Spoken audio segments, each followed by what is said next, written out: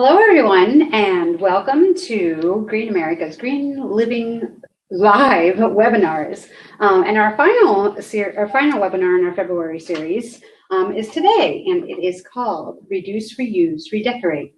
I'm Kathy Hargett, and I'm on the development team here at Green America. And with me, I have Christy Schwengel and Amanda Herwig, both on the development team as well. Christy is our presenter today. And Christy is also Green America's official in-house interior decorating and design expert. Last year when our building did some interior updates, Christy kind of jumped right in and with a small team here at Green America, took full advantage of that time to make our office more welcoming, more green, and give it a refreshed look for our visitors and our members and our staff. She'll tell you a little bit more about that in today's webinar, and as we go along, we invite you to ask questions at any point in time.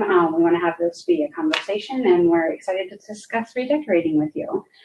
So I will turn it over to Christy now. Thank you, Kathy. So as Kathy said, my name is Christy Schwengel. I'm Green America's Major Gift Officer. And I've loved interior design my whole life, but I am not an expert. Like Kathy said, I'm just an enthusiast. I'm definitely self-taught, but I do spend a lot of time and love it. So I'm just curious about the rest of you. So we have a little survey, and I was wondering if you could tell me what best describes you. Are you obsessed with beautiful spaces and spend way too many hours on Houzz, Craigslist, and Pinterest? Or are you the type of person who occasionally enjoys playing with your space and want some fun new green decor ideas? Or are you just possibly interested in creating a more inspired space but have no idea where to begin? So we'll give you a second to answer that poll. And while you're doing that, I'll just point out I am definitely in the first category. I find nothing as thrilling as a Craigslist run. I feel like I even get a high off it. And while I know there are precautions we should all take, and I am careful, I once said to my husband, if I die going to get this dresser, just say, well, she died doing what she loved. So I am definitely in that first obsessed category. And so I'm very excited to do the session today. Remember to use your poll tab to vote. Yes, thank you so much. Remember to use your poll tab. So yeah, well, we'll come to the results when we get them, but let me start by saying good news is recycled earth-friendly products are really in. The natural green look is popular. Not that that's what matters, but it's kind of great. Green decor is healthier for people and the planet. We all know artificial air fresheners, mass-produced furniture, and toxic cleaning products are just a few of the many products that can cause health risks. And Green America is really a good resource on alternatives. Tracy, who is our Green American magazine editor, is so knowledgeable in this area, and we are always happy to provide extra copies of our Green American magazine if you want any for friends. So if you know anyone who's interested in these green living topics, let us know and we can definitely send one out. I also find not just that it's better for people and the planet, but I really think from a design perspective that green decor is more stylish and definitely durable and unique and affordable than traditional options. So that is why I love it. Also, don't forget to check out, we are going to talk a lot about reducing and reusing, yes. But when you do want to buy new, don't forget to check out Green America's greenpages.org, where you can find a slew of green businesses in all kinds of industries, including furniture, paint, home decor, that sort of thing. Absolutely. So while we're waiting for results, we just want to direct you to our great resources. Do we have? So far, everybody is obsessed. Really? Whoa, this is going to be fun. Okay, terrific. Okay, so we'll go through these first ones very quickly because I bet you guys know this stuff. And we'll get to the cool pictures, which is the more fun part. So the first R is reduce, clean, declutter. That really has the biggest impact on how your space looks. I mean, I have a hard time thinking of any space that I've ever thought looked good that was cluttered. I mean, I think that a cluttered space just wrecks any design you might have going. Donate what you don't need. Talk about being good for the world. You know, it's not good to take more than your fair share, and donation is a great way to get rid of what you don't need. And then what I really am trying to do a better job about is thoughtful consumption. Consider not bringing items into your home in the first place. Do you need it? You know, simple living is better for the environment. Could you readjust existing furniture to make the room look different? Sometimes just shifting things around a bit can make a real difference. You know, maybe you can use something different in a different purpose, like a table can be used as a desk, or a bookshelf can have some storage bins in it. So be creative and think before you make a purchase.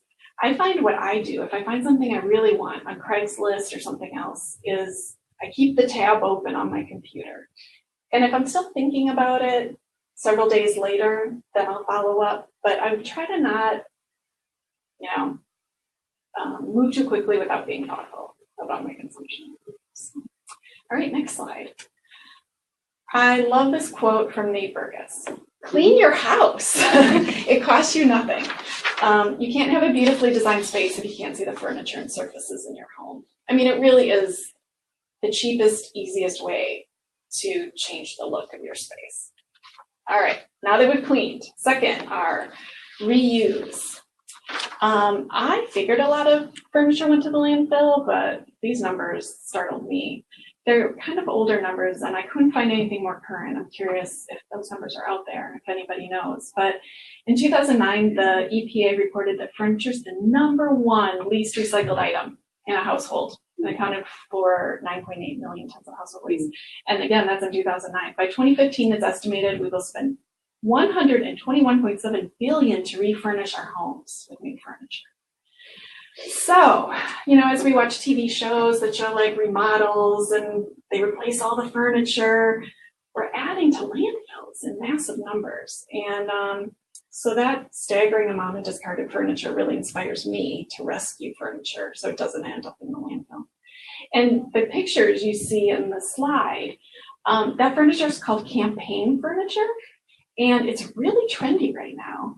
And it's very expensive if you buy it new, but you can get it on Craigslist for like $20. And you just paint that brown dresser and, you know, clean up the gold on the handles. And I'm not kidding, that's like a really high-end design that you see in a lot of magazines right now. All right, benefits of reuse. All right, obviously keeps furniture out of the landfills. Better quality. I mean, think about a dresser that you grew up with, you know, like it was solid, right? Solid furniture.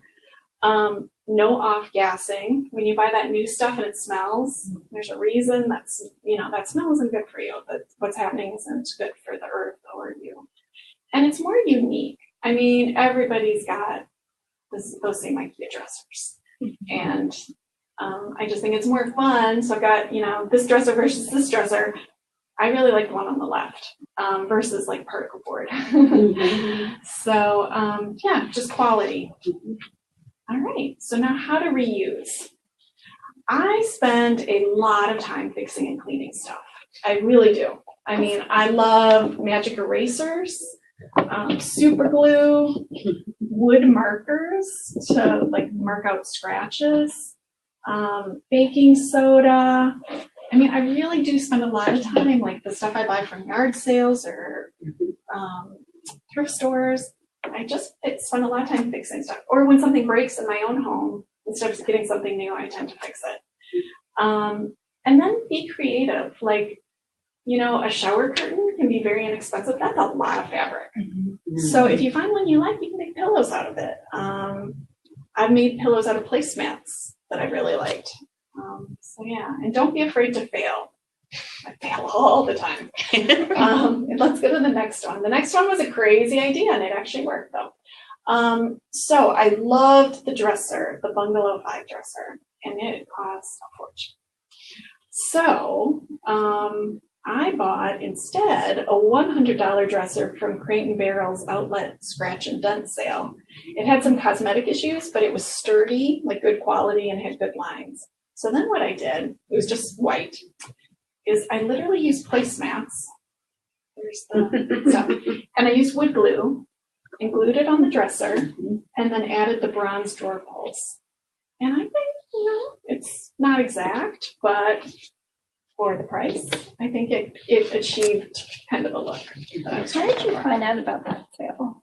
I fortunately lived right by the Crate Barrel outlet. But yeah, and a lot of this stuff is like just checking back frequently. Like there's a thrift store I go to all the time, just popping in a lot, and so if you're in a hurry to decorate or you're really specific, some of my techniques don't work. But if you like the process and you like the hunt, then this can be really fun.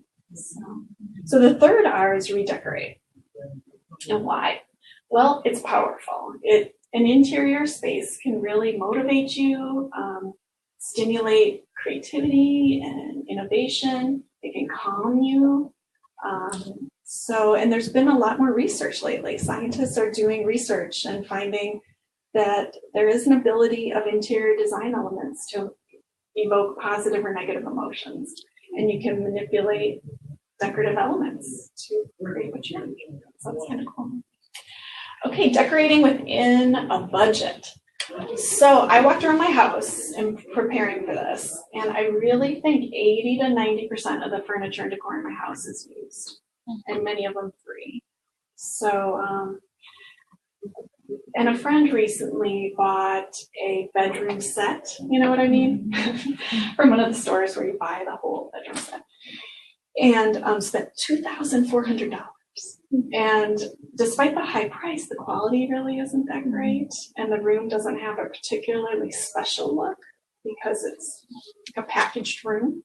Where I think a room that's been collected over time shows more personality, you have higher quality. And, it might not be done as quickly, but I think in the long run, I prefer one that's been collected. So I added up how much I've spent on my room, and it was 1/4 as much as the cost of that bedroom set. So, and now we have a picture, slide 12, of my bedroom. Oh, I'm sorry. Let's do the video. You're right.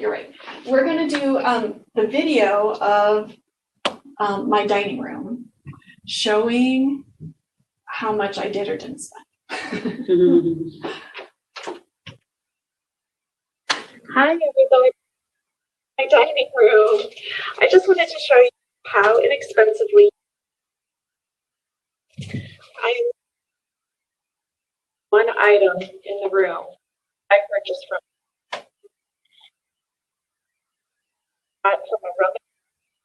from Goodwill, from a friend, or literally off the side of the road. The chairs were free on the side of the road, and I just repainted them. The white chair in the corner had been on the side of the road, and I repainted it white. The antique table and the rug are from Craigslist. I have some hand-me-downs from friends and neighbors. And the only item that I purchased new in the room is the bar cart.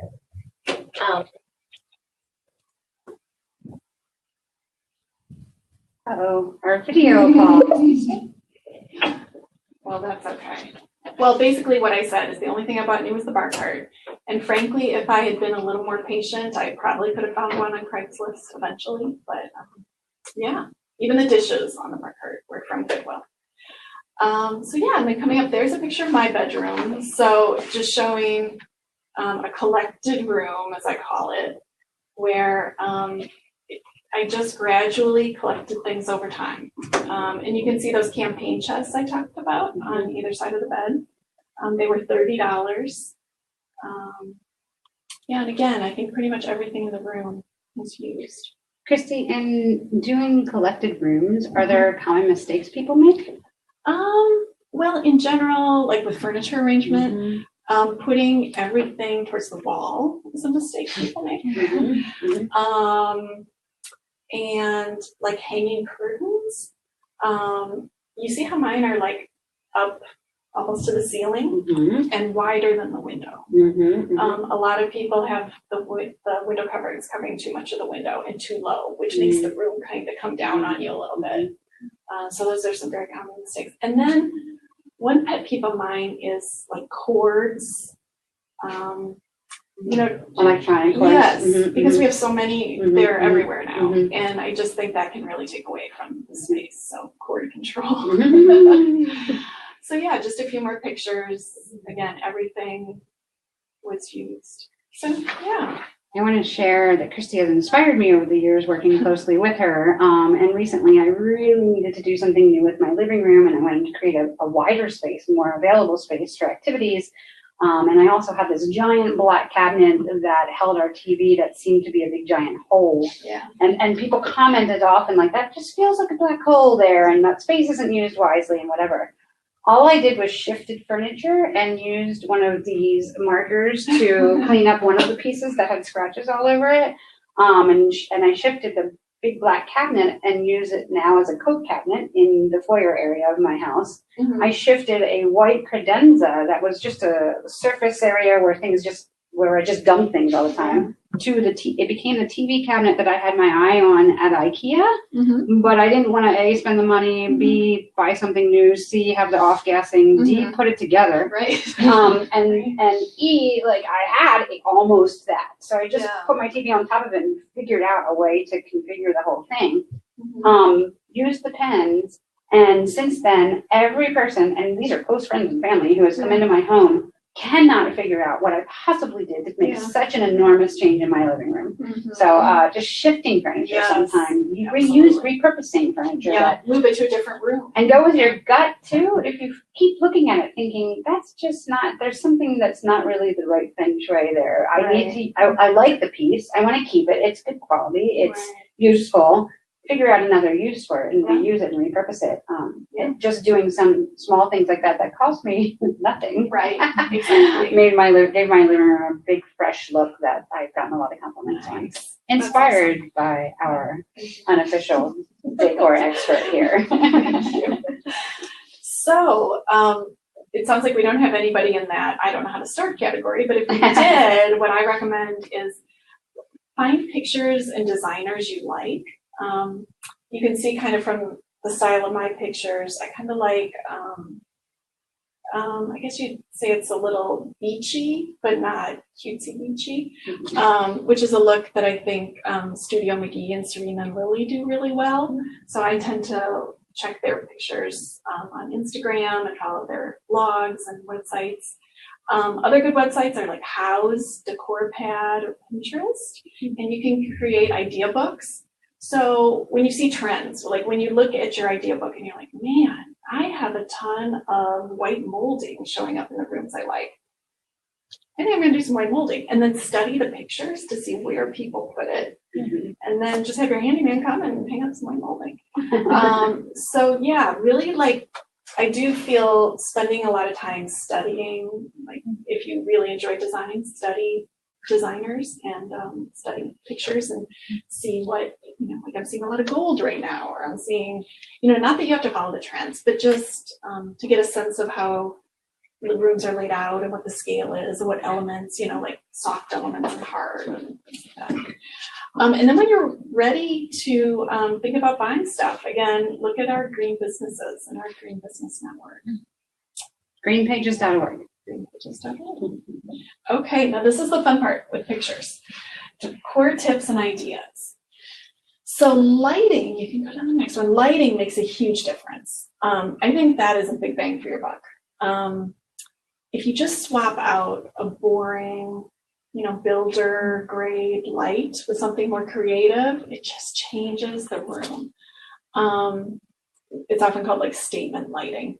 So this is a picture of my foyer, and I actually made that light. I bought the frame part of it at a thrift store, and I gold leafed it and bought a shade and then attached the shade with leather straps.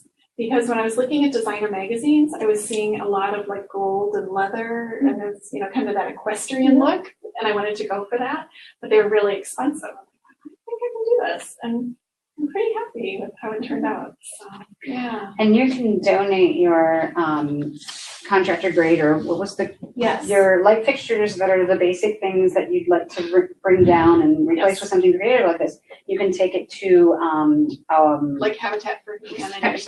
Restore. I could not come up with Restore. Habitat's Restore. I live in Baltimore. We have Second Chance. We have a variety of places that you can take these things, and sometimes contractor companies will take them as well. Yes. So do not put them in the landfill. Do not. All right. The next one. Bring in nature. I just think nature makes a room. Like, it just makes a room feel so much more lived in and alive. So this is a picture of the windowsill above my kitchen sink. And my kids pick up rocks when we're playing at a playground. And we take it home and we say we're putting it in the collection. So it costs nothing. It's kind of fun, just having these different rocks. We can rotate them. I like birch branches. I think they add a lot of texture. Any kind of twigs are just natural elements, like you can just literally go to a tree and bring something in. So bring in nature. Don't snap off the branch. That's what I was gonna say. Don't snap off the branch. Right, exactly. No. Must be fallen twig. All right, neutral and slip-covered furniture. I tend to stay neutral with really big pieces. Like, I'm a huge fan of natural fiber rugs. I don't know if you guys have heard of seagrass, but it is very affordable and really durable. And they can custom cut it. That's what's in the picture there in my living room. And a lot of times people use that like as your base layer, and then you can layer other rugs over it. But I'm a huge fan of seagrass. I also like, like neutral duvet covers on beds or neutral slip covered furniture. I frequently change my decor, so having the neutral base lets me change pillows, artwork, and other fun items. And slip covers are amazing because you can toss them in the washing machine. So 10 years ago, when I bought a white sofa, people were like, "Are you crazy?" But I have to admit, after 10 years, that sofa still looks good. And that's after 2 babies turned toddlers, turned kids, and a dog. Because every couple of weeks, I just throw the slip cover in the washing machine. So I think that's a good way to not rebuy furniture every 4 years or whatever. Buy a piece that will last. Next, affordable ways to decorate your walls. Some Etsy sellers have these cool and affordable images you can buy, and then you can print any size you want, as many as you want. And this sweet little cow actually graces our green room here at Green America. I just think that cow has the sweetest face. So really cute images on Etsy, very affordable. And the next one, old shutters. In this case, in my son's room, I took shutters and painted them blue, and it just helped fill that space over the bed. Next one, hang up meaningful items.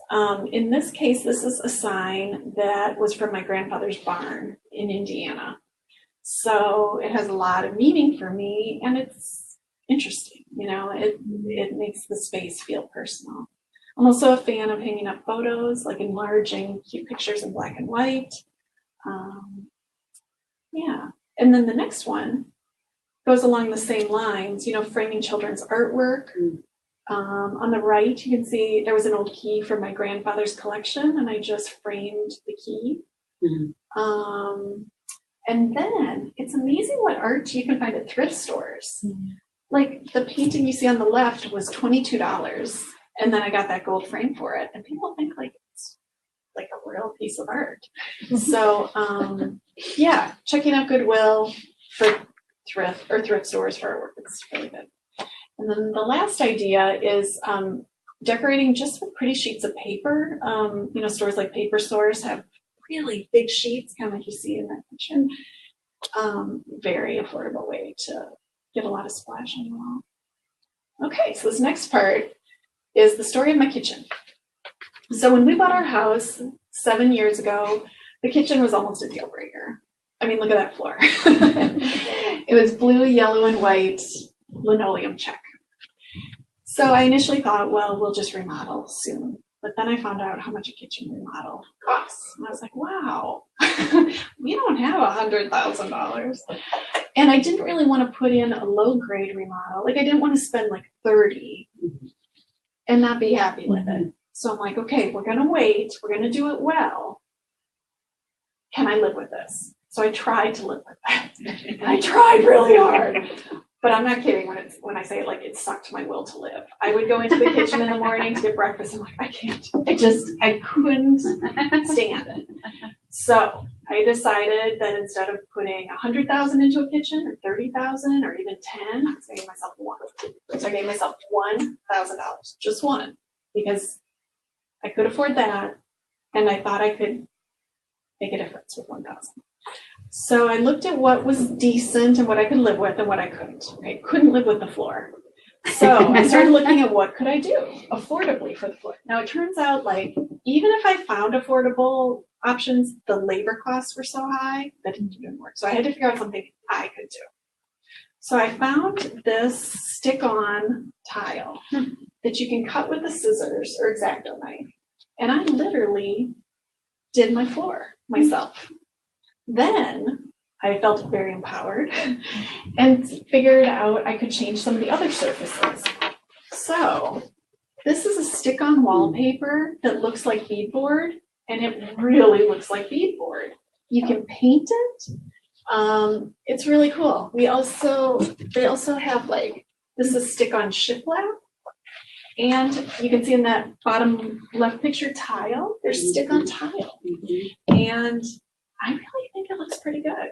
And I even use some drawer liner as a kitchen backsplash. So basically, my kitchen is a lot of stickers. And there's the result. So, yeah. So that's $1,000. I took down some hanging cabinets that were, blocking light. Probably my biggest expense was the lighting and having an electrician put it in. But that made a real difference. And then it was just painting and putting on all these stickers. And it's really funny when people come in and they're like, oh, you remodeled your kitchen. I'm like, no, I'm saving to remodel my kitchen. Like this isn't it. And it didn't waste resource. I mean, this isn't too big of a deal versus like tearing out things that'll go into landfills. Right. It is a compromise, and we each make that sort of decision. I've recently had to with the bathroom too. But what I constantly thought about was what I was not sending to a landfill or and really that's the only place where crumbled building materials go. Right, exactly. You can't recycle them. Most of them. There are some you can reuse some things like bricks, for example. But most things when you're knocking out walls and redoing rooms is going to a landfill. Yeah, where I felt like a few rolls of stickers was a lot better than doing a cabinet makeovers. Can you take the stickers off? You can. Some easier than others. Okay. And I'm happy to. I live in an apartment. So I'm wondering for the apartment people. Yes, be a great idea. This is a great idea for an apartment to personalize your space. Yes. Yes, exactly. I'm very outdated kitchen. Yes, exactly. So really, it's faux marble, it's faux shiplap, it's faux beadboard, and how I got to this was I looked at a lot of designer kitchens and I noticed, they had marble countertops. Well, I couldn't have the marble countertop, but I got the fake marble floor. And I couldn't have whatever the different elements are, but I incorporated it. So here you can just kind of see it as a video. But it's amazing what paint can do as well. Remember when you buy paint to buy no VOC paint, but sometimes all it takes is just paint and some time. So there's no VOC, there's low VOC, and then again at greenpages.org, if you just put the word paint in our keyword search, there's several paint companies that are milk paint or otherwise types of paint that are that have a lower impact on the environment and less toxic than full-on VOCs. Exactly. Yeah. So I mean, the floor is definitely not perfect, but for the price, I've been happy with it for like 4 years now. So, yeah. And let's talk about sources. So like I said, I spend a lot of time sort of researching design, but then I end up purchasing at my favorite places, which tend to be Craigslist, rummage sales, thrift stores, Goodwill, side of the road. I'm not afraid to say I picked up a lot of furniture off the side of the road. Habitat for Humanity Restore, neighborhood listservs often, like a friend or a neighbor will say, we're upgrading this. Does anybody want my old whatever? I've gotten a lot of stuff that way. Cherish is a little more expensive, but if you're looking for a really special piece, it sounds like Cherish, but it's spelled like chair, CHAIRISH, and they have some really nice stuff. And then of course Green America's Green Business Network. So yeah. I think everybody's probably aware of it, but Facebook and other social media have local neighborhood sources. So I live in Hamden neighborhood of Baltimore, and we have Hamden Neighbors and also Hamden Free Stuff, I think it's what it's called. And there's also a never buy again Facebook page where people are giving each other things, swapping. Yeah, I know there's a lot out there, so check all that out. Yeah, and then the next one is green product tips. We already talked about zero VOC paint. Dimmers on lights. Okay, so that not only helps with electricity costs, I think from a design point of view, it's key. I mean, every single light fixture, I ask my electrician to please put it on a dimmer. I just think, again, lighting is key. So, then in terms of cleaning, clean with vinegar and baking soda instead of toxic cleaners. I just learned this tip this week. If you have a scratch in a wood item, you can take a damp Q-tip and cinnamon and put cinnamon in the scratch on your wood floor. I tried it, it works. It's probably less toxic than these things, and it smells good. And then essential oils are way better than those terrible plug-in air fresheners. So you can diffuse essential oils, or another tip I also learned recently is if you have like a little cup of baking soda, you can just put a few drops of the essential oil in that and just like leave that sitting around your house. And it smells really good. And every so often, just shake it a little bit. And it releases this. There's one question. Yeah. Is there a better way to sanitize, clean, rummaged furniture you find on the street or thrift stores? I see a lot of great furniture on the streets in New York City, but worry about bed bugs or other scary things. Yeah, that's true.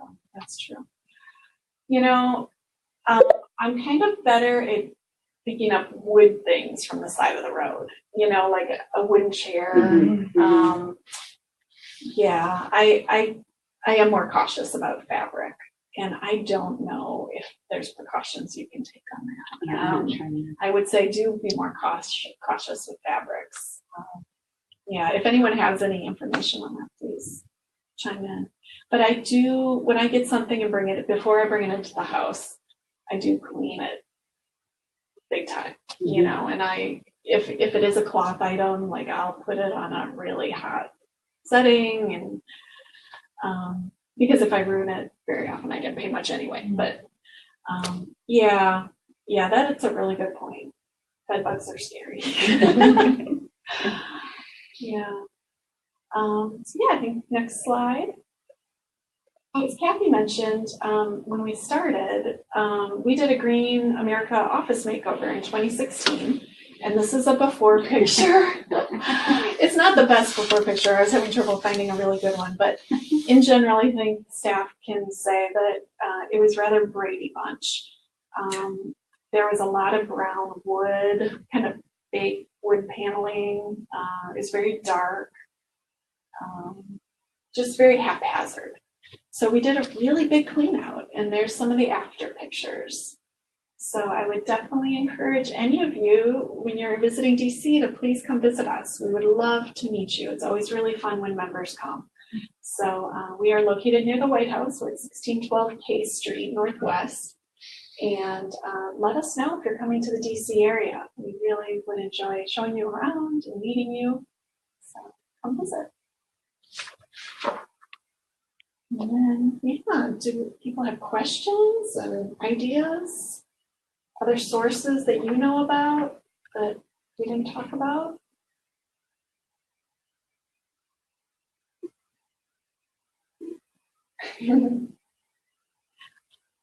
Well, I am happy to answer any questions at any time. I should have put my email address in here, but I didn't. Kristen can hear. Please feel free to contact me anytime for advice. I love talking about paint and, you know, ideas of what you could do with a room. So let me know.